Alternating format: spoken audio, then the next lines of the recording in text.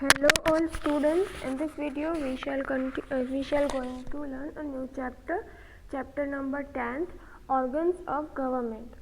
तो जैसे कि हमने देखा कि organs of government यानी कि जो सरकार के different types के organs हैं, हमारी गवर्नमेंट के डिफरेंट टाइप्स के ऑर्गन से उसकी बात करेंगे तो उसकी रचना है वो किस तरह से हुई है और उसमें कितने सारे डिफरेंट ऑर्गन्स हैं जो साथ में मिलकर काम करते हैं और पूरी सरकार बनाते हैं। तो आज हम इस जो चैप्टर है उसमें उसी के बारे में डिस्कस करेंगे और जो उसके ऑर्गन्स हैं उसके बारे में जानेंगे, वो क्या क्या काम करते हैं, कैसे करते हैं, उनकी स्ट्रक्चर क्या है, वो सारी चीज़ें इस चैप्टर में हमें पॉइंट टू पॉइंट आएगी, तो हम उसके अकॉर्डिंग वो देखते जाएंगे। सबसे पहले देखें तो यहाँ पे दिया गया है there are 3 organs of government. 3 organs हैं, आपको याद रखना है। How many organs of the government? 3 organs of the government. First है the legislature and the second is the executive and the third one is the judiciary, यानी कि धारा सभा है, कारोबारी है और न्यायतंत्र। ये 3 हमारे ऑर्गन्स हैं गवर्नमेंट के।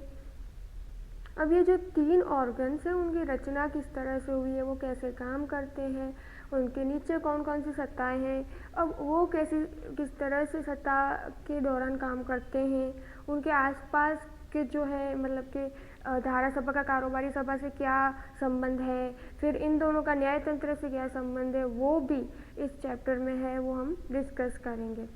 तो राज्य के सबसे पहले तो हम देखें स्टेट के जो भी मेन होते हैं एम्स या फिर लॉज होते हैं, तो ये सारी व्यवस्था के मतलब कि ये सारी जो व्यवस्थाएं हैं उनकी ये सलामती और सिक्योरिटी देखते हैं, उनको फॉलो अप करते हैं, लोगों के कल्याण के लिए, लोगों की जो वेलफेयर है उसके लिए, उनकी सिक्योरिटी के लिए। तो लोग हैं यहाँ पे उनका हर तरह से डेवलपमेंट हो, प्रोग्रेस हो, इसलिए हमारे ये स्वतंत्र भारत है उसमें मूलभूत हक दिए गए हैं, उसकी भी जो है सिक्योरिटी है या फिर उसका प्रोटेक्शन है, वो सरकार के जो डिफरेंट टाइप्स के ऑर्गन्स है वो करते हैं। राज्य में गतिशीलता बनी रहे, फिर उसमें जो है सिद्धांत है, उनके जो भी नियम्स है, रूल्स है, वो उनका जो है विकास हो या फिर वो सब बने रहे, इसके लिए 3 जो है हमारे ऑर्गन्स काम करते हैं, धारा सभा, कारोबारी या न्यायतंत्र। और इनमें तीनों में जो है परस्पर ऐक्य होता है, एक दूसरे के लिए सहकार की भावना होती है, संकलन किया जाता है और ये सारी चीज़ें जुड़ के काम करती है और इससे हमारा पूरी सरकार है वो बनती है। तो सबसे पहले अगर हम देखें तो यहाँ पे दिया गया है धारा सभ्य, जो क्या करती है, धारा सभ्य यानी कि धारा जो है मतलब कि कायदा है, लॉ है, उसको जो है बनाती है। फिर हम कारोबारी अगर हम बात करें तो कारोबारी जो सभा है वो क्या करती है, जो ये कायदा बनाया गया है उसका अमल करती है, फॉलोअप करती है। और न्यायतंत्र क्या है, अगर न्यायतंत्र इन दोनों की जो बनाया है लॉ और उसको फॉलोअप कर रहा है, अगर वो किसी तरह से टूट जाता है, भंग होता है, तो उसकी सज़ा देता है, दंड देता है, उसके अकॉर्डिंग काम करता है। तो ये तीनों का काम है और एक दूसरे से जुड़े हुए हैं इस तरह से। भारतीय अगर हम कॉन्स्टिट्यूशन में देखें, इंडियन कॉन्स्टिट्यूशन में, तो ये धारा सभा है यानी कि संघ, केंद्र है, केंद्र कक्षा तक, संसद तक, राज्य में विधानसभा होती है, विधान गृह होते हैं। कारोबारी यानी क्या होता है कि संघ केंद्र में जो राष्ट्रपति, बड़ा प्रधान, प्रधानमंत्री और उनके सब कार्यालय है या वहीवट तंत्र है वहाँ तक होता है और जबकि राज्य कक्षा तक राज्यपाल, मुख्य प्रधान है या फिर प्रधानमंडल है, उसका कार्यालय है, वहीवट तंत्र है, वो सब कुछ एक दूसरे से जुड़े हुए हैं। अब न्यायतंत्र, सर्वोच्च अदालत है, वो सारे टॉप पे हैं और ये सब जो हाई कोर्ट है, सुप्रीम कोर्ट है, ये सारी अदालतें हैं, कोर्ट्स हैं, जिला न्यायालय है यानी कि डिस्ट्रिक्ट जो कोर्ट है, वो सारी अदालत एक दूसरे से जुड़ी हुई है। और हमारे अगर न्यायतंत्र देखें, धारा सभा देखें, कारोबारी देखें, तो ये न्यायतंत्र और धारा सभा सभा और कारोबारी से थोड़ा अलग है, मतलब पूरी तरह से अलग है, स्वतंत्र है और सुग्रथित है। तो भारत में बहुत सारे अलग अलग डिफरेंट टाइप के हमें राज्य, घटक राज्य देखने को मिलते हैं, उनसे राज्य बनता है, संघ बनता है एक।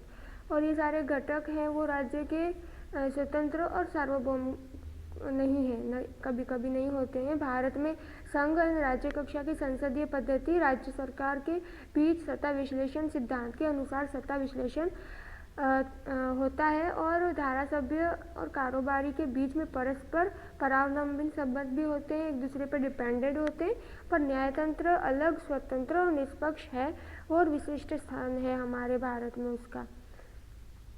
अब बात करें तो the principle of division of power यानी सत्ता विश्लेषण के जो सिद्धांत है उनकी बात करें तो राज्य में हम अगर बात करें तो राज्य सरकार जो कार्य करते हैं या फिर कर रहे हैं तो वो एक दूसरे से अलग है। जैसे कि the government carried out the function of the state and this are different from one another. The function of all the three organ of the government are different and the all functions require the certain expertise. All the three organs of the government should be administrated by different people and each organ should carry out its own function. यानी कि यहाँ पे जो अलग अलग functions है वो अलग अलग अपने फील्ड में पूरी तरह से काम करते हैं, विशेष काम करते हैं, उसमें पूरी तरह से अपना जो है वो सत्ता विश्लेषण है या फिर कोई भी विशेष प्रकार की निपुणता है वो उनमें प्राप्त कर लेते हैं। और यहाँ पे अगर हम देखें तो अगर हम एग्जाम्पल के तौर पे देखें तो धारासभा है वो क्या करता है, कायदे की रचना करता है और उसका दुरुपयोग ना हो तो उसका जो है कारोबारी है वो न्यायतंत्र है, ये सारी सत्ताएं हैं उनसे जुड़ी हुई है इस वजह से। और धारासभा है उसमें धारासभा में नियंत्रण रहता है इस वजह से कि उसी तरह से कारोबारी है वो धारासभ्य और न्यायतंत्र के द्वारा जो है अंकुश है उस पर लाया जाता है। उसी की तरह न्यायतंत्र पे भी धारासभा और कारोबारी पर भी नियंत्रण जो है रखा जा सकता है, यानी कि एक दूसरे पे नियंत्रण रखते हैं, कंट्रोल है इन सब का। धारासभ्य, कारोबारी, न्यायतंत्र इन सबको एक दूसरे की जो है तो परस्पर एक दूसरे से जुड़े हुए हैं, इस वजह से एक दूसरे पे कंट्रोल भी कर सकते हैं किसी भी तरह से। तो अभी हम सबसे पहले बात करें तो लेजिस्लेचर, तो यहाँ पे धारासभा की बात हो रही है। तो भारतीय संसदीय लोकशाही जो है हमारा देश है, प्रजासत्ताक राज्य है।